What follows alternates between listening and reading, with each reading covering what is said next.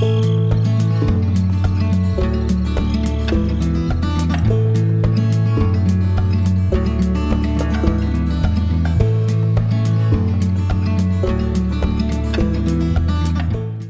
back to the Whole Topic podcast. This is episode 9, and we're talking about processing the gardens. If you are new to gardening or even an old gardener who is very good at what you do, experienced, yes, we are going to just kind of talk about easy ways to process your garden. You can make it very complicated or you can make it very easy. Before we get into that, just make sure you subscribe to the YouTube channel and any streaming platforms we have going. We will leave those in the link below. Follow our Instagram page and our Facebook page because we want to hang out with you. So let's get started. So my first question to you guys, and I can give an opinion on this too when you guys are done, is what are the main vegetables you like, staple vegetables you're like, I will always have these in my garden? And we're going to start with you, Ariel. Ready, set, go. Oh, okay. All of them. I know. All of the above. Is that an answer? All of them.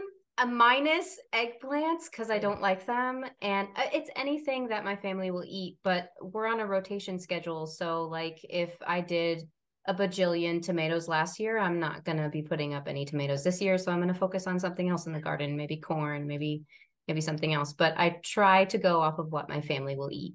Yes. So, but for a new gardener who's just starting out, like, and what would be like your top 5? Yes. What would be the ones you would say, try these before you go crazy? It would be the same thing. Whatever you think you want to eat, okay, but only pick maybe like 5. Maybe pick only just a handful so that you can learn everything you want to know about that plant, how to plant it, how to prune it, how to harvest it, how to do all the things with it.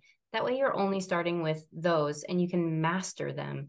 Because once you do a good job of raising something and you succeed, you get the bug and you just want to keep going. Yeah. Yeah. Okay. So then I guess based off that answer, if someone didn't have any idea what their family would want to grow, what are the easiest plants to get started with? I think tomatoes and onions are probably going to be your easiest. There's a few pests to look out for with tomatoes, but you can spot those easily. Them really fast. Onions are pretty foolproof. Huh? I said you can spot bugs on tomatoes really quickly. Yeah, you can. But I think, or herbs. I don't know. Steph, do you have any that are like foolproof for you? What are your staples? So my staples that I would say for my family is, well, first I'm going to piggyback on Ariel, and that is definitely only grow what your family will eat. I mean, like she said, don't grow things that your family will eat. It is a complete waste of time. Now, I'm not saying you can't try new things, but don't go all out with those. So maybe you don't know if your family likes eggplant or you don't know if your family likes squash. Just do one. Yes. Plant one plant. See if they like it. If they don't, then there's no harm, no foul, and you didn't waste a whole garden bed in it. If they like it, then next year you can do more. For us, I think it's butternut squash. Like, I cannot figure out how to get ours is sweet potatoes. I mean, nobody in my family likes sweet potatoes. Nobody does. I would love to grow them, and I've done all the things about how to preserve them, but nobody likes them. So why am I going to grow? Although, okay, so on butternut squash, I did find out a macaroni and cheese one. I found that. No, but I also found out that canned pumpkin a lot of times is butternut squash. So you can interchange them. And so when I found that out, that did make me want to plant a few more butternut squashes. Like, but I still want my but pumpkin. Yeah, I want so if I'm going to plant something, I'm going to plant pumpkin over butternut squash. Yes, but those are easy to grow. Those are super easy to grow, and they are very versatile. And but that is one of those plants that my family just didn't like, and we did a whole bunch one year. And then it was a waste. It was a big waste. Yeah. Mainly my fault because I'm the head chef. And so I was like, I ain't cooking with it. Yeah, and that wasn't probably the best example. Yeah. So I would say my top 5 would be tomatoes, green beans, cucumbers.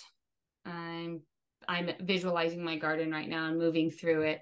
We love broccoli, so I would say broccoli is another one. However, I have not figured broccoli out in my zone out here in Missouri yet, and it's starting to really tick me off, but that's okay. And then potatoes. Potatoes are so easy, and we go through so many potatoes. So those would be my top 5 to grow.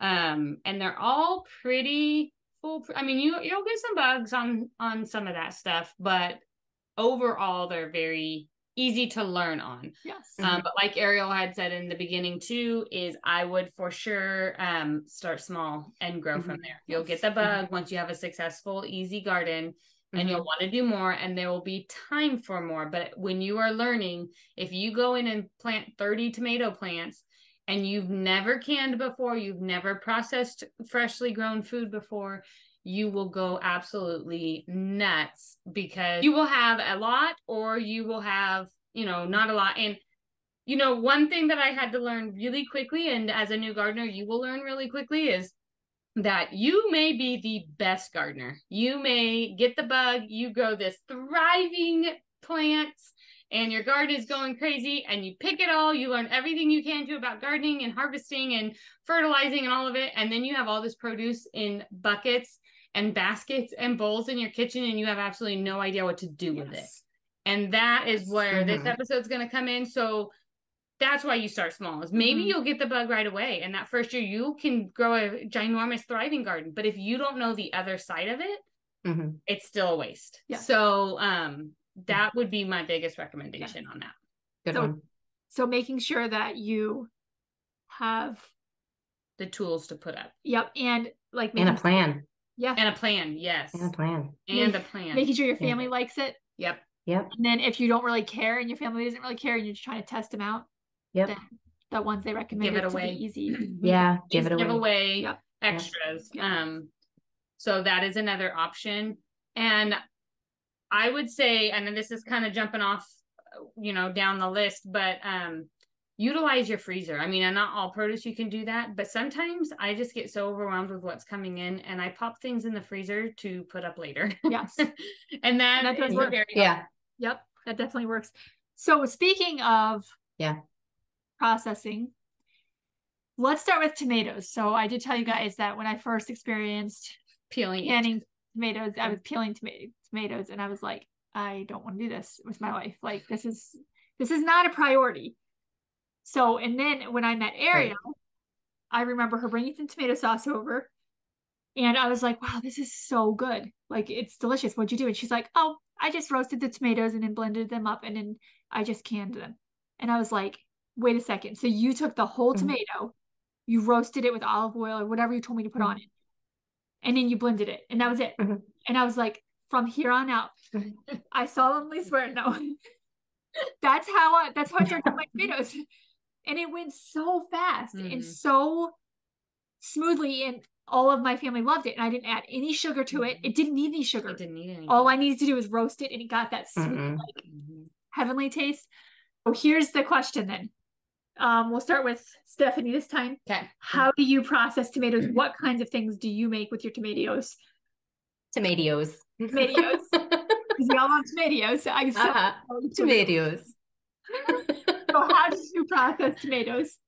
And what are your favorite ways to do them? Okay, so I do it in 3 ways, and I actually have a blog post out on it, so we can drop the link in the description if you want to read it, because I'll probably go through them pretty quickly. But number 1 is can, and you can do it in 2 ways. You can do it exactly how Andrea and Ariel just said, where you roast them. And I do that fresh.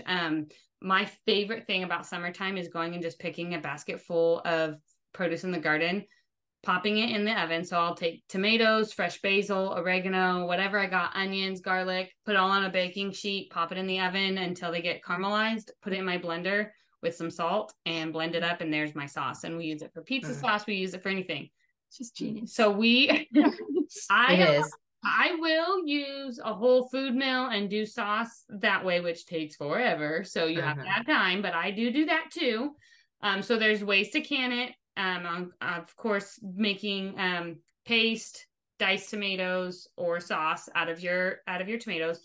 But my other ways that I do it is I freeze them, and skins and all, and then I make that tomato sauce where I put them in the oven and do all of that, even in the dead of winter with my frozen tomatoes. It's just as easy, just as simple. They just take just a little bit longer in the oven because they're frozen.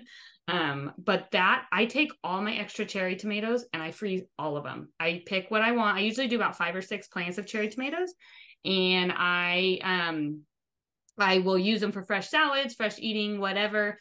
But the rest of them, because you know how much they produce, and I will freeze all of those cherry tomatoes, and they make really good sauce, and it's kind of sweet.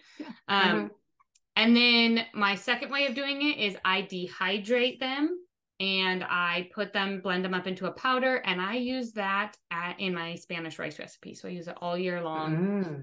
I have it on my website in place of you can puree tomatoes in my Spanish rice recipe, or I take a couple teaspoons of my dehydrated So do you have powder. Your Spanish rice recipe? It is on my website. Okay, we're going to link that. Yes. Because she makes really good food.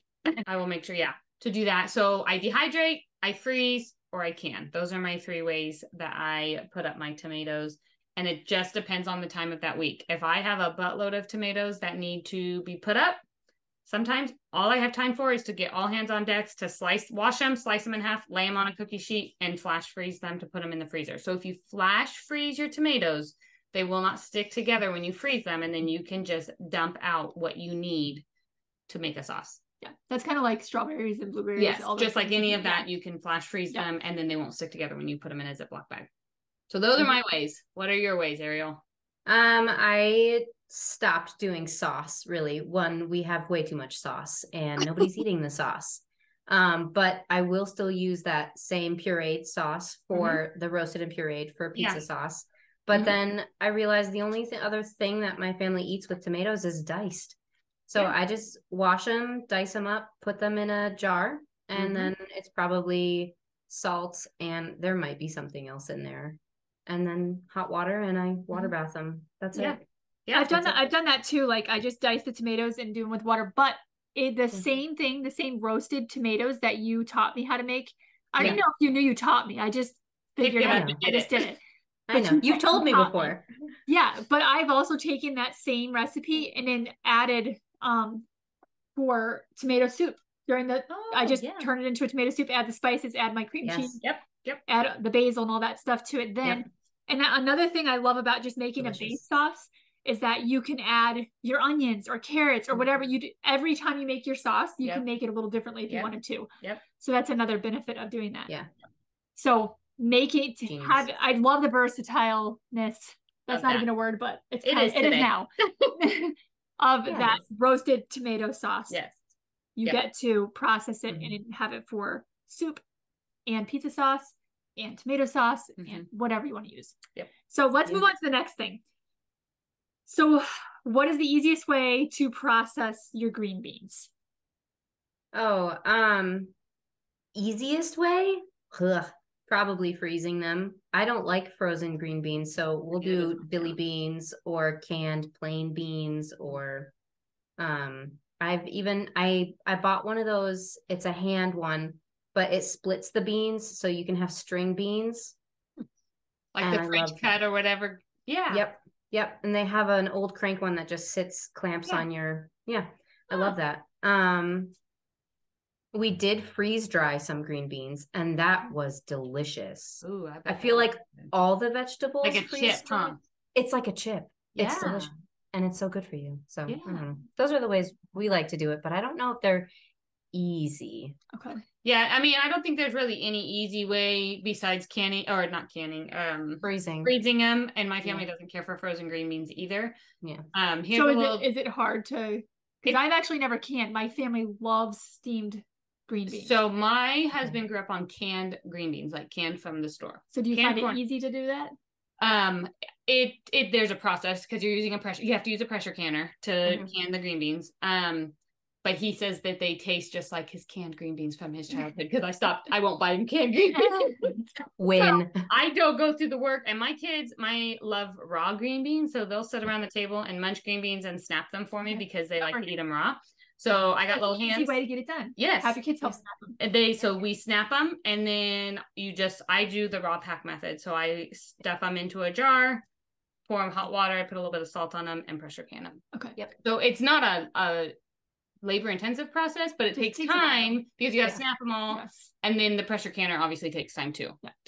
Okay. I don't know if we've ever had very much corn make it to the freezer because it's so delicious and we just eat it over and over again. It is. But hypothetically, if one were to can corn or to freeze corn, how do you do that? What is the easiest way? I've never done it, so that's on you, Ariel. Okay, so Ariel. First year, I'm actually getting some good corn. Yeah. Yeah, awesome. Because we have yet to get good corn that we actually grow. Because the raccoons, they come and they peel them and they eat them like little pandas, trash pandas. Anyways, I really like creamed corn. If there's anything that you would can, I think you should cream corn, canned cream corn, and it's just cutting the kernels off of it and bringing the back of your knife down the side to get all the cream out of the corn. Yeah, and then you're canning that. It's again pressure cooker. But we've also decided to cut ears in half to make them smaller, and we will freeze half corns for the winter. So those are otherwise we put it in soup mixes. Yeah. Do you have to, when you freeze like corn on the cob, do you have to blanch that first, or can you just freeze it straight into the freezer? I didn't, and it was fine. And it was fine. Okay, great. It was fine. That's great, because that's kind of what I'm planning on doing, because my family loves corn on the cob. They like corn in general, but corn on the cob they love. Yeah. And then we also did try freeze drying, and again, it's like candy. Yeah. Really I need a freeze dryer. Yeah. We're not jealous. Not at all. Go in on one. And I know. We really should. I know we should, but we don't live close enough together. I will visit you every week. Okay.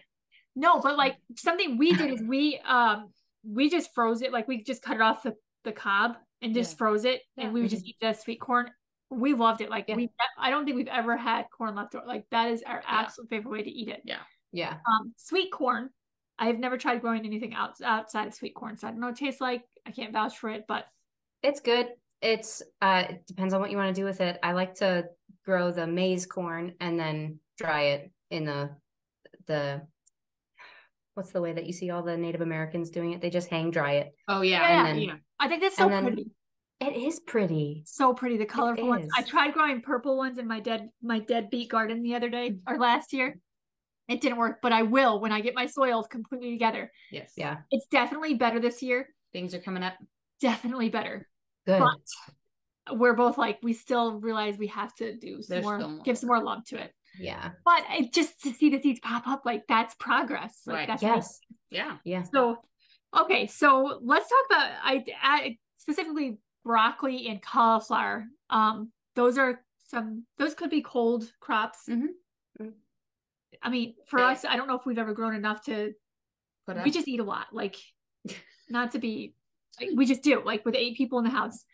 So like cauliflower, we probably would never. And cauliflower and broccoli is hard because you get one head off of a plant. Yeah, so that's hard. So, but if you were to do something with it, what's the easiest, most effective way for the new gardener to process that? I mean, it could be labor intensive, but is the process easy? What would you guys say would be the? So I want to chime in on this because for the longest time I was growing this single head broccoli. Mm-hmm. And I hated that I could never put up enough because it takes so much space and we eat it. So we found a variety of mini broccoli. Happy Rich is what it's called. And it is a hybrid, but there's other varieties too that are like this. They send up mini broccolettes and you just consistently pick them throughout the season. They were one of the first things to actually come to fruition in my garden. I think mid-June was when they started to floret. And literally I was picking twice a week and I would get, well, we had a 50-foot row. So but I got a big stainless steel bowl full of broccolettes every week. And we would divide it between the families and we would freeze it. That's amazing. So I don't like to freeze it. I mean, I don't like to can it, but I freeze it too, but I've always blanched mine. Do you blanch yours first or you just put it straight in? Okay. That's an unnecessary step then. I'm lazy. Well, I am too. And if I don't, but broccoli is my absolute favorite vegetable, so I don't want to mess it up. Yes. Right. So I'm going to look into this because I have yet to get a broccoli plant here in Missouri. And it's driving me absolutely bonkers because we don't have a cold weather season here, really. Right. You know what I mean? Like in California, I planted in the fall, middle of the winter. I had these beautiful broccoli plants because we never got snow I live in California. So here it's driving me, and I'm trying to figure out, I thought I put it in early enough this year, but I'm still just getting very baby heads right now. And I know it's going to get the middle of summer and I'm not going to get it. They're going to bolt before I can even get to them. So when do you put your broccoli in the ground? For us, because we're so far north, it's different. So we have to put ours in May, and I have to wait until the soil temp is at the right temp. So that's the thing I would look for, is the soil temp for your broccoli. But I think they have a low one. I think it's like they can stand 32. They so can. Oh yeah, they can, as long as they're just Yeah. not getting snowed on. Yes. Yeah. And so maybe I need to even put them in maybe in middle of April. Okay, so you don't blanch yours. You just toss it in the Toss it freezer. in. Does it not stick? No. Okay, you blanch yours. I blanched mine and then flash freeze them. And They're not wet. Huh? Don't wash them and then try to bag them and freeze them. Then they're gonna stick. But if they're Okay. dry, If then they're fine. dry. Okay. Yeah, that's good to know.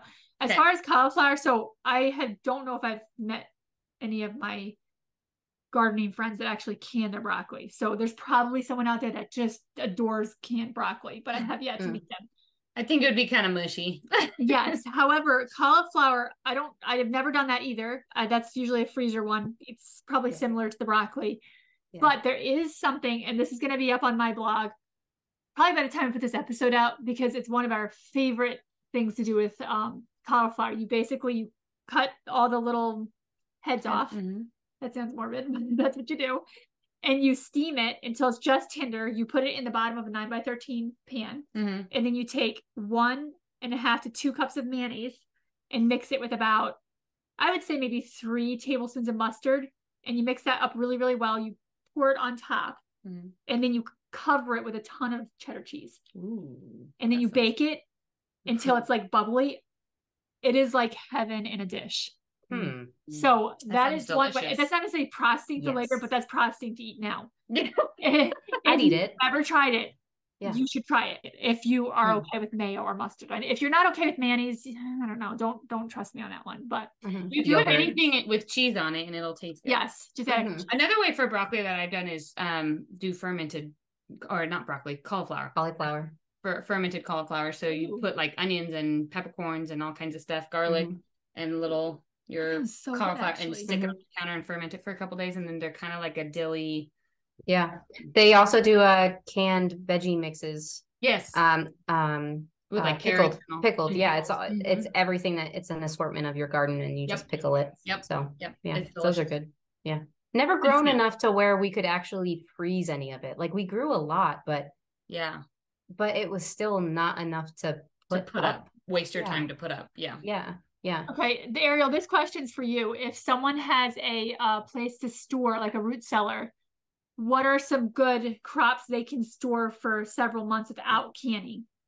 What are some like, what would you recommend that they? The root vegetables, and make sure that they play nice together, because like onions and potatoes don't store well together. So if you're having them in the same space in the root cellar without proper airflow and distance, they're going to rot each other. So like potatoes, onions, beets, carrots, I think kohlrabi would actually do really good in the ground too. What else is there? That's a root vegetable. Garlic. Yeah. My butternut squash stored well, but it's stored too well, especially for someone who does not appreciate butternut squash. Yeah. It's like the lid would live eternally. Probably just despite saying eat me. Yeah. It's funny that you say that, because there was Charles Dowding. He's a English farmer, kind of uses back to Eden garden style, but he just consistently is making compost and adding compost to beds, and like that's how he gardens. But anyway, he had a post one day, and it was about squashes sitting in the sun by a bay window, and his squashes lasted all year. And I was like, I've never seen somebody store their squash in the sun before. So I tried that. Sure enough, it worked with at least the spaghetti squash. It worked really well with, and the pumpkins. And then I was reading through the Foxfire books. Do you know those books? Mm-mm. Oh, guys, we need to stop everything right now, and you need to go and get the Foxfire series. They're fantastic. It's old Appalachian stories about homesteading and everything, and each chapter is different. I like that. Yeah, you would love it. But there was a grandma who was in there, and she was talking about how they would store their potatoes and their onions in the root cellar, but all the squashes went in the attic where it's dry and dark. And I thought that was really interesting too. So I haven't tried it. Humidity. That makes sense. Interesting. Yeah. It's interesting. We're getting ready to put a my husband's getting ready to have someone dig out a massive root cellar behind our barn. Awesome. I'm gonna make it look so cutesy and stuff, which I'm probably more concerned about than the root cellar. Uh-huh. But until you're hungry. We can't, because of the heat down here, we can't store, like, we tried to store some of our canned goods in our barn and like the lids were popping. So like having a root cellar is really gonna be a big deal. It's just good to know for people that might want to have some food through the winter, what are some filling, like one of the reasons we grow butternut squash, even though I haven't quite totally figured out what I want to do with it, is because it's a filling food. And if you ever get to a place like we did a couple years ago where you had to realize maybe you couldn't go to the grocery store, you have those root vegetables that you'll probably enjoy if you're hungry enough. Yes. Yes. I tell my children that too. Yep. Yeah. You would like this if you were You would like sweet potatoes. Yeah. If you were hungry. Yes. So that leads us to the next question is, what is the best way to preserve potatoes? Is it just in a root cellar, or is there some other options that people have? Well, so my idea, so this last year was the first year I ever tried growing potatoes, and it was kind of a bust. 50% of my plants did well, the other 50, but last year was a terrible year in the garden because of our drought and bugs and everything. So I didn't get a normal harvest. This year, I accidentally pulled up one of my potato plants when I was weeding around it, and I had an abundance of potatoes. So I'm super excited about my potato harvest, but I need to now, what I just preached at the beginning of this episode, I need to think through what I'm going to do with them. And so a few of the things I have planned to do, and again, when it's time for harvest, it always depends on my week and what's going on. Good thing about potatoes is they're not like a tomato or something where you're a race against the clock. If they sit on my counter for a week or two, it's not going to be the end of the world when I harvest them.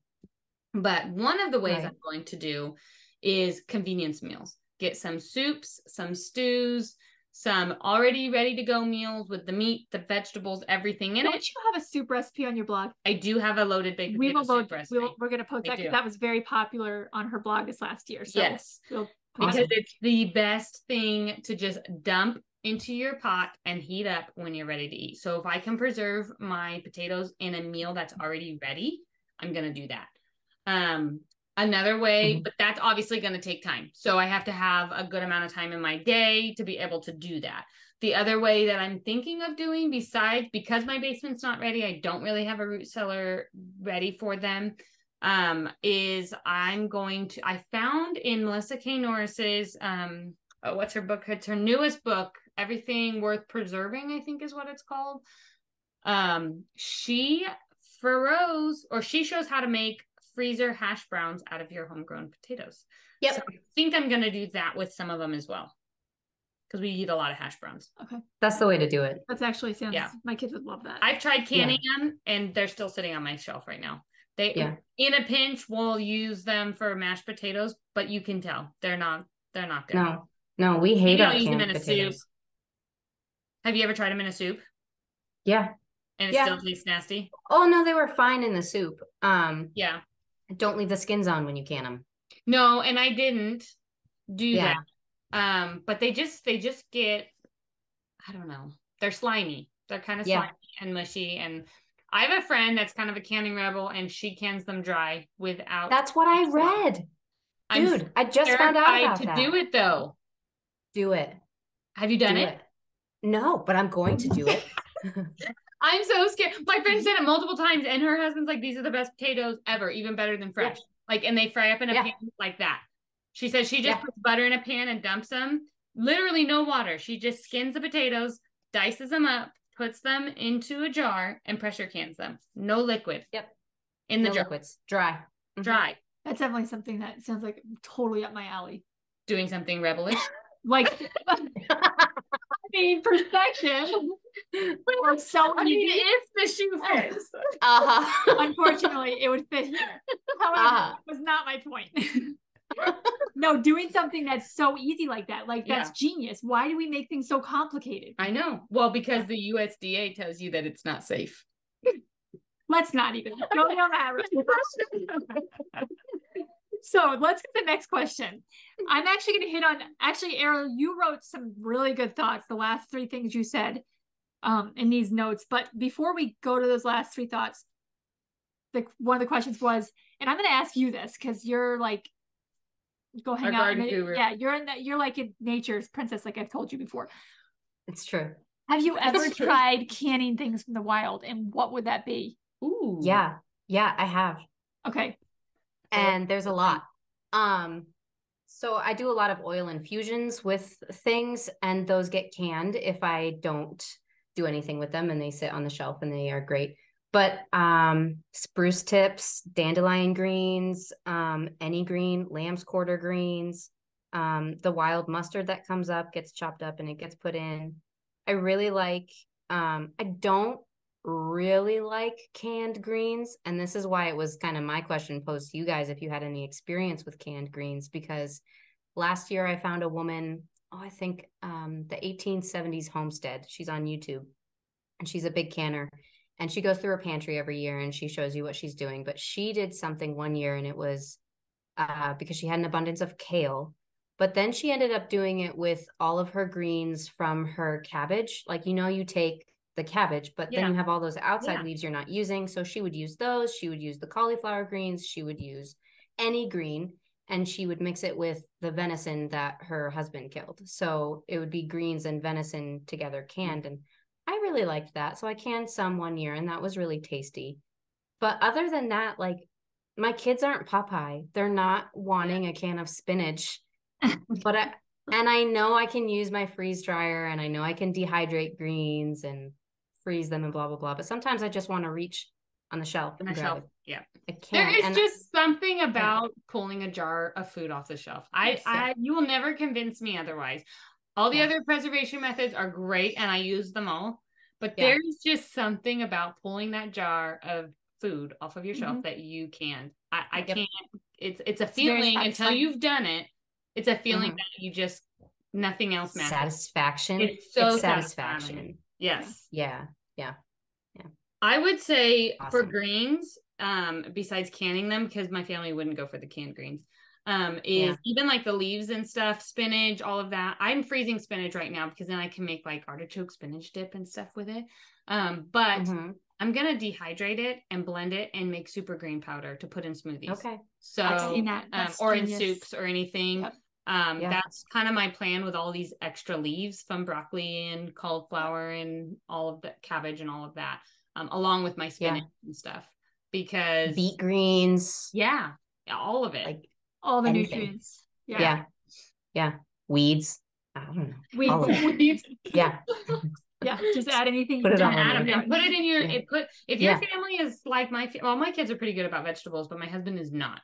He's getting better as he's been married to me for 14 years, and Miss Health over here. Him and I and health are not I and I, but he is getting better as we go along. And there are food, like when we first got married, canned green beans, canned corn was the only thing he would have in our house. Like that's what he grew up on. Oh my goodness. That's it, and they had to be canned. And I grew up on every vegetable. And so for like the first year, I just made those because that's what he liked. And I think it's sometimes just figuring out what your family likes. Then I was like, how they like it prepared. I like this food. I like these vegetables. So I started making them, and he eventually started trying them. And just the other day, his mom was going to keel over when he told her that he liked Brussels sprouts. She was like, "You eat a Brussels sprout?" I'm like, well, it took 5 years. But he did try one. And after he tried one, he was like, that's pretty good. It's amazing. It's amazing just getting, like, my kids we were laughing the other day because like they're like, we're like opposite autos, Mom, because all these parents complain that their kids won't eat vegetables, and we fight over eating whatever same vegetables going off that day. And it's true. Like I have to make a huge pan, or they will literally be like, I get the why'd you take all the carrots? Why'd you take all the greens? Yeah. That's great. So that's good. And the more you try, the better it is. But so Erin, you wrote down like the last 3 thoughts. I want you to share those because I feel like those are really just to end this out. Those are just sure. So yeah. So if it doesn't matter where you are in your journey. Do something that challenges you every year. So maybe the garden is the thing that challenges you and you're on year 1. Let that be it. But if not, try something different every year. Use the winter months, use the non-planting season in order to get the plan together get your mind together, and then think, okay, what can I add to this that challenges me? And go for it. And then don't be afraid to fail, because that's going to happen. You're not Superman. You can't, well, nobody is really, but you can't expect to succeed at everything. And when it does fail, don't just let it consume you. Don't let it overtake the garden. Like, move on quickly, because gardens have this turnaround rate that people really don't think about. They don't think about succession planting. They don't think about, okay, this crop is done, or it's been eaten to all the way down to the nubs, but I'm just really hoping that it's going to grow back. No, cut it down, plant something new, start again. Like, that was a fail. Okay, start new. And don't be afraid to keep doing that. Maybe you don't have enough time in the season to do that. Okay, well, prep the bed, get it ready, because you're going to have to do it next year. So, I mean, don't be afraid to fail, and don't be afraid to step back on the horse quickly, because you have such a limited time with your garden. And then learn how to garden in every season for food. So for me, this is tricky because we live so far north that we've got 6 to 8 months sometimes that we can't garden outside per se, which doesn't mean that we can't eat outside, because there's still food outside even when there's snow on the ground. It's usually the trees and it's the wildlife, but that's still food. Right. Learn how to do it inside. Get some lights, do it on your windowsill, do microgreens. Like, microgreens are all the craze right now in the cities. Learn how to eat in every season, and learn how to grow your own food in every season. Eat seasonally. Yeah. That's something I'm a goal of mine that I'm trying to work towards, is not being so well, we like potatoes every single year, so I'm just going to run to I'm out of potatoes, I'm just going to run to the store and get it. Is put up what I can. And when they're gone, wait till next season. But one of the things I put on is to prepare, at least if you can, 2 years in advance, because prepare for the off year. Smart. And I love what you said. Don't be afraid to get back on the horse, because even this year, when I was putting everything into the ground, I was thinking, I was just remembering how horrible last year and all the work that went into it to not have a good harvest. Yeah. And it's frustrating. And this year I already had like, is it going to go? Are we going to be okay? Like, I didn't get one squash plant at all. Any kind of squash, pumpkin, butternut, zucchini, yellow squash, none. Did it grow at all? Squash, nope. They barely came up, and then the squash bugs took all out. And this year I just harvested, and we enjoyed it last night, my first yellow squash. So it's like, don't let that be your next year, and don't hold on to that. But then prepare for those years. So if you have an overabundance of tomatoes, and this is where I went wrong, is I made enough sauce and canned all my tomatoes, and I'm like, I have way too many. I don't need any more tomatoes. So I just started giving them away, which is great. And I blessed somebody else. But then last year, I hardly got a tomato crop. And so, now we have no more tomato sauce at all. I still have my frozen one, so I'm making it the way that I do with the roasted and all of that. But just remembering that just because you have 1 year's worth of food put up, if you have extra, maybe try and do another year or half of a year, so that in case your next year doesn't go well, you still have stuff on your shelf. Yeah. I think that's really, really wise. I heard that tip, I think, from the homesteader family or something. That's like where she shared, and it was last year when I was she shared it, and I thought it was an aha moment for me, where they were getting an abundance of cold and rain, where it was the middle or end of June, and they're in North Idaho, they couldn't even get anything in the ground yet. And she's like, we're virtually not going to have a season at all, because if we don't get our tomatoes in the ground like 2 weeks ago, we're not going to get it before our first frost. And she said, so that's why you always need to prepare for 2 years in advance. And then we ended up with a drought. And we ended up with a drought. And so we had the same issue, but a different weather climate, And so it just was an eye opener for me, is that I was always like, I want to put up a year's worth of food. Yeah. But maybe go a little bit farther than that. And most of the time it does. Like, a lot of the times when you end up you're putting up way too much food. I know.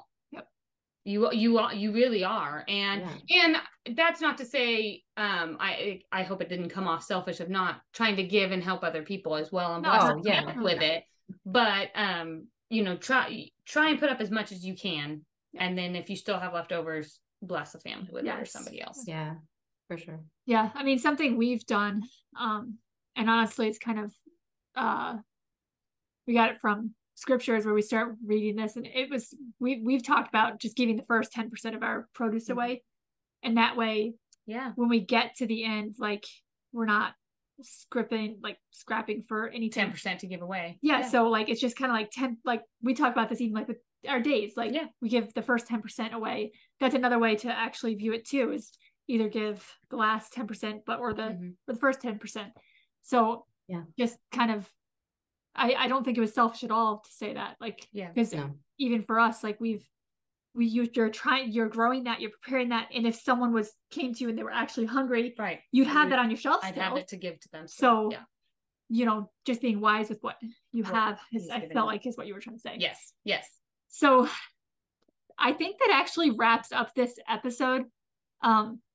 So if you're a gardener, or even if you're kind of looking into it, the one thing I love about that Homesteading Moms group is that there's so many people in there that don't even have a space for a garden, but yet they're trying to learn because they might want to be in that place at some point. So hopefully it was helpful to all levels of gardeners. That processing food doesn't have to be all crazy and hard. And it's not lazy to want an easier way either. I will just say that sometimes it's just, does it taste just as good if I take one less step? And more times than not, it does. Yep. Right. So, well, and if you're one last thought on this, because it's a lot, and the growing season, if you're a gardener, it is a marathon of food. You have to pace yourself, and you have to know that you're not going to put up everything. I tried. You are not going to put up everything that you possibly can. I forgot about asparagus. I totally forgot about asparagus. You can can asparagus. But so that's the thing this year. It's like, well, I didn't get to that in years past. I'm going to focus on that this year, but trying to get everything all at once, you're not going to do it. Bite off what you can chew and just work on that. And I think just to bring it full circle, if you really know what your family likes, store the crazies out of that. Because then you'll know it'll get used well. So all your time spending processing, whether you choose the long way and you want to peel all your tomatoes, or you just want to throw them in the oven, it's going to get used.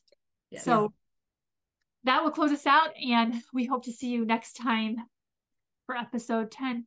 So thanks for hanging out with us. See you next time. See ya. You've been listening to the Whole Topic Podcast.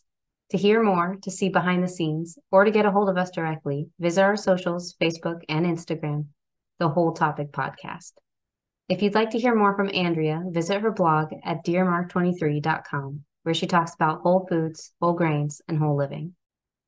If you'd like to hear more from Stephanie, visit theranchershomestead.com, where she talks about simple living, gluten-free recipes, and farm life.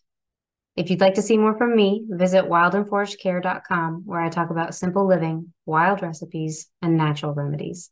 Thank you for listening, and God bless.